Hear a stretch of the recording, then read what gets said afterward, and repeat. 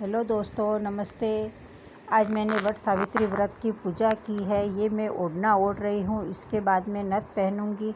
ये भी हम लोग के ज़रूरी होती है। ओढ़ना और नथ हमारे बहुत ज़रूरी होती है।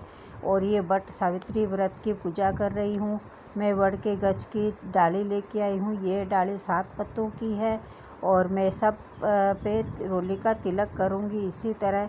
उसके बाद मैं इसे आटे के हलवे से जिमाऊँगी। आटे से हलवे के जिमाने के बाद इस डाली को मैं जल के लोटे पे रखूँगी। जल के लोटे पे रखने के बाद फिर मैं एक काठ का पाटा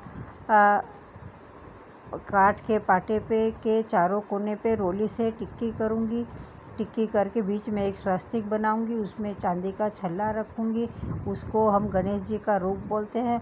उसको भी इसी तरह हलवे से जिमाऊँगी। उसमें भी रोली का तिलक करूँगी, चावल चढ़ाऊँगी और जल के छांटे दूँगी, क्योंकि इसको हम गणेश जी का रूप बोलते हैं।